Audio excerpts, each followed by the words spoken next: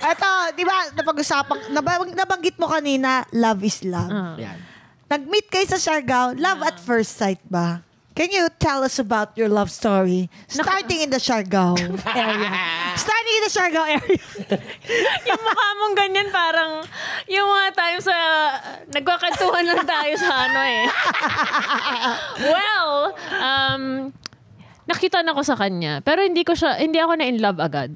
Paano nag-start na Na-curious ako.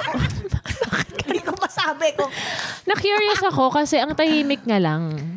So, nung nakita ko siya, sabi ko, ang cute naman ito. Pero nasa sulok. Oo. Nagsusolitaire. Oo. Parang nagka-cards. And medyo drawn ako sa mga ganong klaseng tao na mysterious. Ever since. Parang nung bata pa ako, parang mga gusto ko yung mga medyo tahimik, hindi masyadong madaldal, diba? Hindi masyadong bubo. Excuse me, tatamahimik na nga ako eh. Hindi ko yan, buboy kapag tumahimik ka. Okay. Pero yung mga personality mo, may mga taong na-attract dyan eh. Pero ako Thank you yung for mga... Pero Thank you for parang, lang ako sa kanya, parang na-curious ako. Tapos, syempre, medyo kimi-kimi pa ako. Hindi talaga ako parang... introvert ka kasi introvert din ako eh. So parang paano na, 'di ba? May narinig akong song na gustong gusto ko. Tapos parang konti lang yung mga tao nakakarinig nun. Anong title? Loaded by Primal Scream. Okay. So parang siyang UK band siya na pinatugtog. And sabi ko, sino tong nagpapatugtog na to? Kaninong music to? Tapos siya yung nagpapatugtog.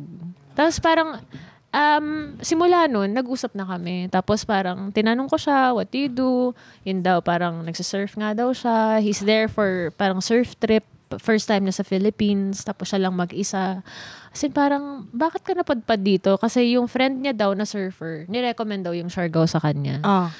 Tapos parang, nagkaayaan. Okay, sige, surf tayo bukas. Tapos parang, sa entire trip ko, kasama na namin siya sa grupo. Tapos parang, kwentuhan.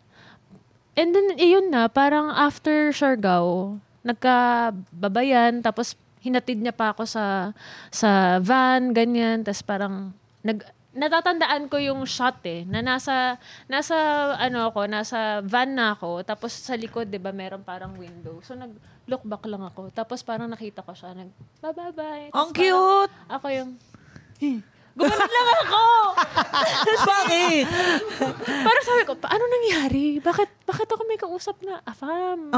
Bakit? Ano yun? Afast. Kasi kasi parang, pagkatapos nito, ano na?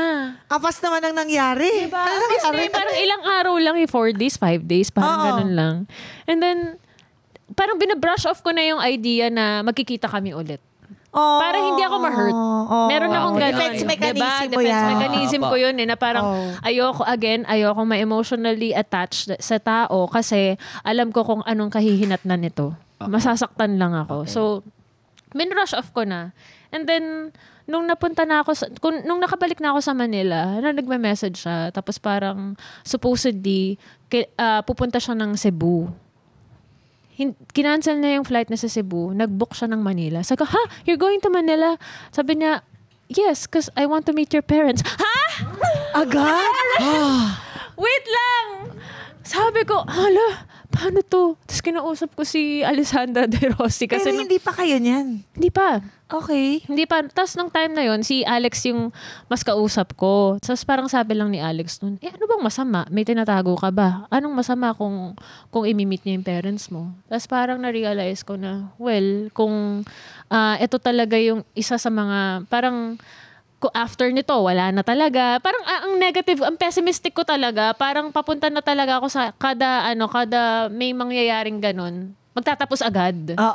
So, ayun, parang sinabi ko sa kanya na, sige, i-meet mo yung parents ko and then you'll see kung ano yung buhay ko dito, kung anong klaseng pamilya meron kami. Tapos hindi pa natapos to. Nung na-meet yung parents, medyo parang may friction din kasi parang nung time na dumalaw sa bahay, medyo awkward. Medyo awkward. Pero at least na-meet na. So, tapos na yun. Nagpunta sa isang event ko. dito sa Manila. Pero Tapos, alam hindi mo, nagsasabi sa'yo? Nagsabi naman sa akin. Oo. Nakita niya yung type ng work na meron ako. oo. Na kasi event di ba? Kasi Mall. sa Siargao, simpleng-simple ka lang, for sure. Oo, di ba? nagtataka rin siya nung time na nasa Siargao kami kung bakit may mga taong Nagpapapicture. nagpapapicture. Hindi niya ganyan. alam na artista Hindi ka. niya Di ba alam. siya nagtanong? Di niya alam. Di siya nagtanong, bakit marami nagpapapicture sa'yo? Nagtanong siya, tapos parang sinabi nung mga kasama namin na, she's a celebrity, ganyan-ganyan. Tapos parang, ganun lang siya. Tapos Sabi niya, parang, shucks, jackpot. Naiahon niya, di ba? Pag Ang sabi niya- sinuserve niya talaga yung internet, Day. Oo, di ba? Pag sabi Yun niya, talagang sineserve niya. She's an artist. Hell yeah! Hell yeah. Anytime, anyone, anyhow. Halika manood at sumigaw. Anywhere